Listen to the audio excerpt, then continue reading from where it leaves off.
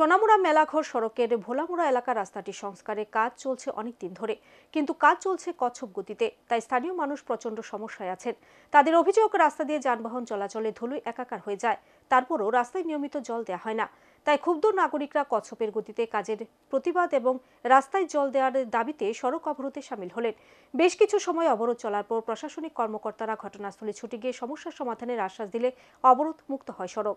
রাস্তা সংস্কারের কাজ সম্পূর্ণ করার দাবিতে সোনামুড়া মেলাঘর সড়ক অবরোধ করে ভোলামুড়ার গ্রামবাসীরা।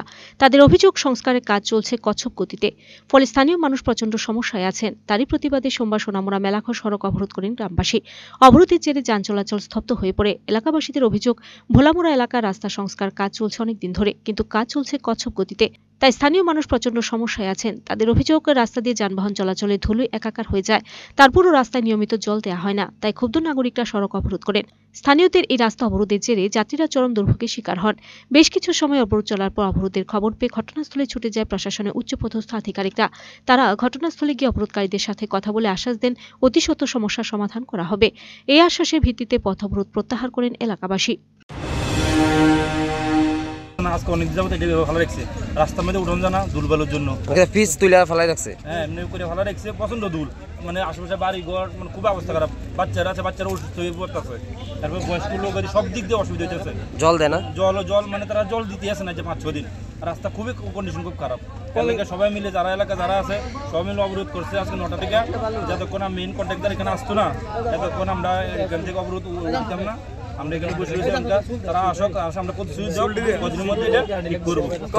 উন্নয়নের রাজটা তো তোমরা ভালো লাগে করতেছো, জনগণের ভালো লাগে, তাহলে তোমরা কেন মানে অবরোধ? জনগণের ভালো লাগে করতেছে 100 বার, কিন্তু এখন যে পরিস্থিতি আজকে 10-12 দিন খুবই পরিস্থিতি খুব খারাপ। এখানে আমরা উন্নতির দিনে অন্নতি বেশি হইতেছে, বাচ্চারা অসুস্থ হয়ে পড়তেছে। কি কইতে মানে কচ্ছপের গতিতে চলতেছে কাজ, মানে আস্তে আস্তে চলতেছে, খুবই আস্তে আস্তে কাম চলতেছে। আজকে মানে আইছে মানে 1 মাস কোনো কয়টা নাই, এটা কোনো খোঁজ খবর নিতেছে না তারা। এখন কাজ চলে না, টোটালি একদম টোটালি বন্ধ। বাচ্চারা বন্ধু অসুস্থ হয়ে যাচ্ছে। এলাকার এখানে আশেপাশে বাড়ি ঘর আছে, বাইক নিয়ে চলাফেরা করতে পারা যায় না। এবার দুর্বলের কারণে বাচ্চারা অসুস্থ হয়ে যাচ্ছে, পুরুষ মানুষ অসুস্থ হয়ে যাচ্ছে, খুবই বেহাল অবস্থা। কতদিন হয়েছে রাস্তাটা কাটে রাখছে এরকম ভাবে? আজকে 2-3 মাস হয়ে যাবে কম। তো দীর্ঘ তো অবরোধের ফলে ওইদিকে লম্বা লাইন আটকে রয়েছে, কেউ আইসলো নি তোমরা অবরোধ তোলা লাগে? কেউ আসছিল না। কত সময় অবরোধ হয়েছে? আজকে এখন তো মনে হয় 1.5 ঘন্টা হয়ে গেছে আমরা অবরোধ করছি। এখন পর্যন্ত কেউ আইতেছে না। আমরা খুব যাওয়ার জন্য আমরাও চাইতেছি, প্রতিযোগিতা আমরাও চাই না মানুষ হয়রানি হোক।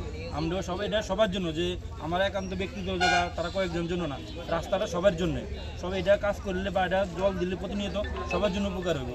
এখন দুর্বলের কারণে মানুষ অসুস্থ হয়ে পড়ে পড়তেছে দিন দিন। এখন যদি কাজটা তারা দ্রুত কমপ্লিট না করে, সামনে বৃষ্টি সিজন আইতেছে, বৃষ্টি হলে রাস্তা মানে 6 মাস 1 বছর কাজ হইতো না, রাস্তা আরও বেহাল অবস্থা হয়ে যাবো।